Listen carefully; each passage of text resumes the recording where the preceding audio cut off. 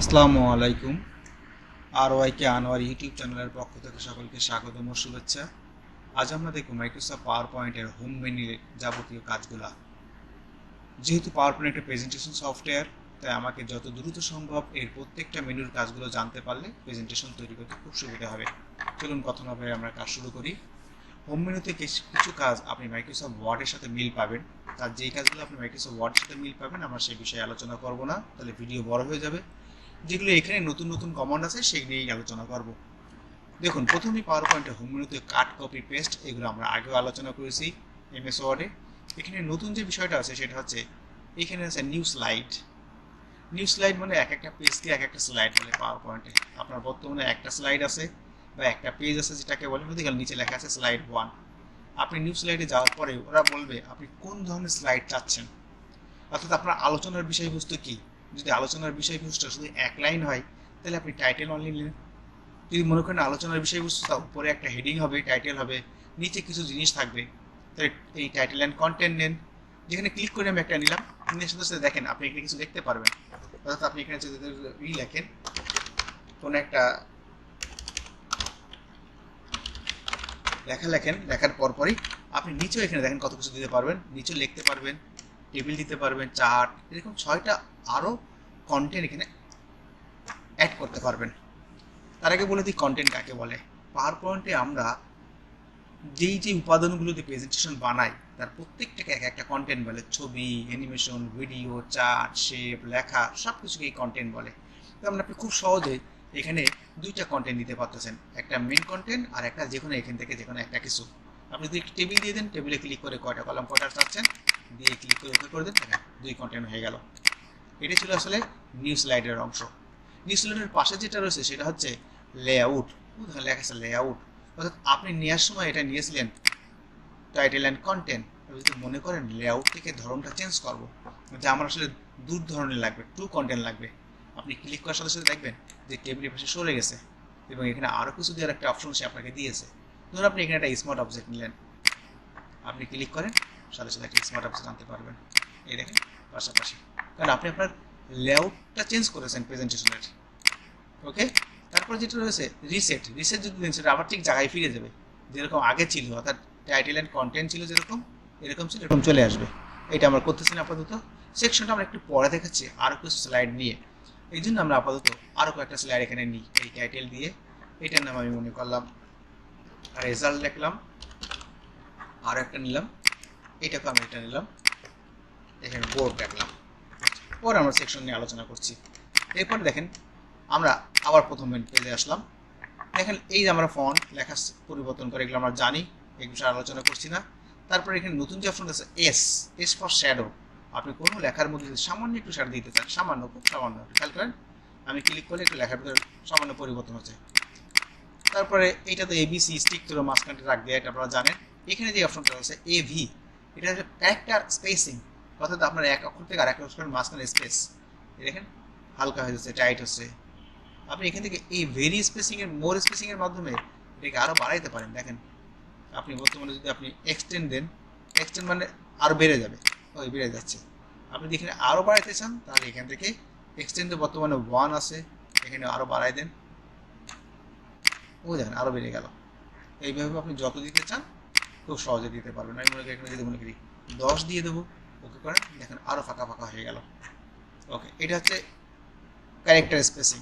তারপরে যেটা আছে সেটা তো আমরা জানি, ইংরেজি অক্ষরকে বড় ছোট করা, যেটাকে আমরা চেঞ্জ ক্যাশ বলি, এটা আমরা আপার করে দিলাম সব। আর এগুলো আমরা সবই জানি, লেফট রাইট সেন্টার অ্যালাইনমেন্ট। এখানে এটা আমরা জানি কয় কলাম করব। দেখেন আপনার এটা বক্সটা এক কলামে আছে বর্তমানে, আপনি যখনই এটাকে 2 দেবেন তাহলে 2 কলাম হয়ে যাবে। দেখেন একটা কলাম, ক্লিক করেন এখানে, এই দেখেন এখানে দুটো, আরেকবার দেখাই দিই, এখানে গেলাম 2 কলাম করলেন আপনি। এবার পাশের কলামে যাই, আমরা এখানে ক্লিক করছি, এই কলামে এখানে 2টা কলাম হয়ে গেছে। কিন্তু আমরা একটু বর্ডার এই ফরম্যাট থেকে কালার দিই, এই জাস্ট কালার দিলাম।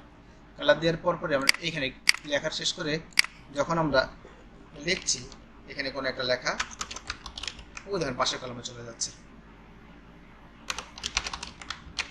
পাশের কলামে চলে গেছে, কারণ এটাকে 2 কলামে বিভক্ত করে দিলাম আমি। এটা চলে গেলাম আমরা হোম মেনুর এই কলামের মাধ্যমে করলাম। অর্থাৎ খুব সহজে আপনি আপনার যে টেক্সট বক্স অর্থাৎ যেখানে লেখেন সেটাকে কলামে রূপান্তর করে ফেলতেছেন এর মাধ্যমে। এটা কলাম 2 কলাম 3 কলাম 4 কলাম আছে, এটা এমএস ওয়ার্ড ছিল আমাদের। তারপর যেটা হচ্ছে টেক্সট ডাইরেকশন, আমরা এই লেখাটাই আসি, লেখাটার কালারটা চেঞ্জ করে আমরা লেখাটার টেক্সট ডাইরেকশনটা কি আছে দেখেন, এই দেখেন আর আর লম্বালম্বি যেভাবে ডিরেকশন দিতে চান লেখার এই সুযোগটা আছে, মোর ডিরেকশন আরও আছে, এটা বাকিটা দেখে নেবেন। তারপর হচ্ছে অ্যালাইন টেক্সট, আপনি দেখেন আপনার লেখাটা টপে রয়েছে, যদি মিডিল দেন তাহলে এই বক্সের মাঝখানে আসবে। আমি এটাকে কালার করে দিই তাহলে বস্তু সুবিধা হবে বলে আমি এটার কালার এই করে দিলাম। এইবার আমি আবার হোমে গেলাম, এই দেখেন অ্যালাইন টেক্সট, এই দেখেন মিডিলে, এই দেখেন বাটনে আমি মিডিল দিলাম। এবার কনভার্ট টু স্মার্ট অবজেক্ট, আপনার শেপটা একটা জেনারেল শেপ রয়েছে, জেনারেল শেপ, আপনি এটাকে স্মার্ট অবজেক্টে রূপান্তর করবেন। যদি মনে করেন এটা আপনি এইভাবে রূপান্তর করবো তাহলে এটা এরকম হয়ে যাবে, যদি এইভাবে দেন তাহলে এটা এরকম রূপান্তর হয়ে যাবে, অর্থাৎ এটা একটা এক কথায় স্মার্ট অবজেক্ট হয়ে যাবে। যে স্মার্ট অবজেক্টের কাজ আমরা এর আগেও ইনসার্ট থেকে স্মার্ট অবজেক্টের মাধ্যমে দেখেছিলাম এমএস ওয়ার্ডে, এইভাবে হয়ে যাবে। আপনি এখানে যদি প্রেজেন্টেশনে ক্লিক করেন দেখেন এই স্মার্ট অবজেক্ট হয়ে গেল, সাথে সাথে আপনি এখানে প্রেজেন্টেশন লিখতে পারলেন। আবার এই ডিজাইন মেনুর ভিতরে আরেকটা শেপ বাড়ান, ঠিক এখানে পাশে একটা শেপ চলে যাবে, কারণ আপনি যেটা নিয়েছিলেন সেটা আসলে এরকমভাবে আছে 1 2 3 এর পাশাপাশি একটা একটা করে আসবে, আপনি যদি আরেকটা দেন দেখেন পাশাপাশি আসবে। আবার যদি আপনি ডিজাইন মেনুতে চলে যান দেখেছেন এটা একটা স্মার্ট অবজেক্ট হয়ে গেছে। এবার হোম মেনু থেকে এসে আমি আবার আর কিছু কাজ দেখে নিই আমরা।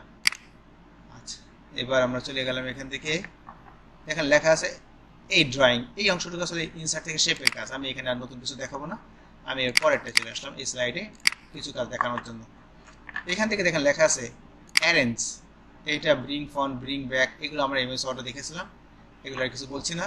নতুন যে বিষয়টা এখানে আছে সেটা হচ্ছে কুইক স্টাইল, এই কুইক স্টাইল দেখেন আপনার শেপটাকে এই কুইকলি স্টাইল করতে পারছেন, যেটা আমরা ফরম্যাট থেকে করছিলাম, বারবার এখান থেকে যাচ্ছিলাম, আমরা হোম মেনু থেকে এটা করতে পারছিলাম, এই অনায়াসে এটা আমরা এখান থেকে এটা করতে পারছি।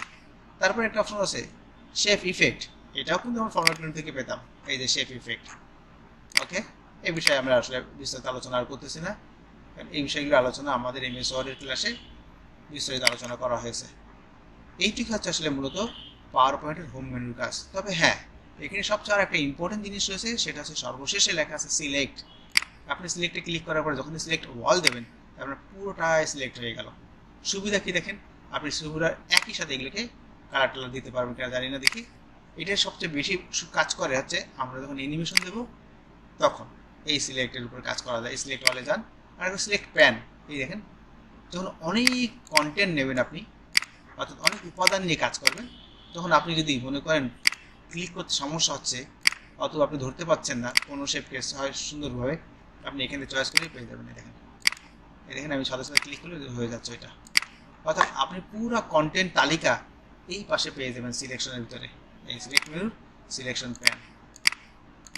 আর যখন সিলেক্ট অল দিয়ে দেবেন তখন আপনি অনেক যদি শেপ নিয়ে দেখেন, আপনাকে বোঝানোর জন্য আমরা এই শেপটাকে একটা ওয়ান শেপে রূপান্তর করি, লেআউট ব্ল্যাঙ্ক শেপে রূপান্তর করলাম এবং ইনসার্ট থেকে কিছু শেপ নিলাম,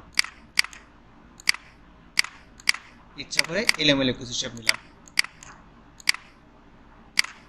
এই সব শেপগুলোকে দেখেন আপনি হোম মেনুর সিলেক্ট অলের মাধ্যমে একবার সিলেক্ট করতে পারছেন এবং একবারই এদেরকে কালার দিতে পারছেন, ঠিক আছে। এই সিলেক্টরের বিশেষ সুবিধা হচ্ছে এইটা, এসে আপনি একটা একটা করে কিন্তু পারতেন, এই যে একটা একটা করে ক্লিক করা যাচ্ছে কিনা দেখেন, আবার একটা একটা করে পারতেছেন। এইগুলো ছিল মূলত হোম মেনুর যাবতীয় আলোচনা। আপনাদের নিজস্ব প্রয়োজনে অবশ্যই আরও ঘাটাঘাটি করবেন, কারণ কম্পিউটার আমি শুধু ডিরেকশন দিতে পারি, ঘেটে শিখলে আপনি আরও বেশি মনে রাখতে পারবেন এবং আমার থেকে আরও নতুন নতুন জিনিস শিখে ফেলতে পারবেন, আরও এক্সপার্ট হয়ে হতেন দিন দিন আমাদের সাথে থেকে। এই প্রত্যাশায় আজকের মতো বিদায়, আল্লাহ হাফেজ।